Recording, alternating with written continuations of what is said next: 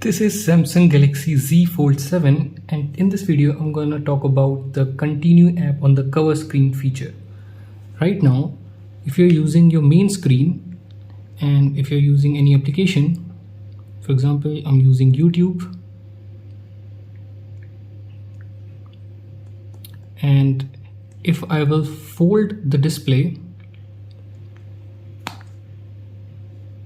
then it will take me to the home screen instead of taking me to the app that I was using on the main screen.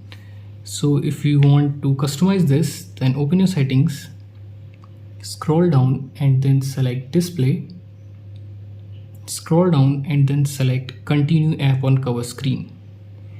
Here you can select always, but I'll suggest to use swipe up to continue apps.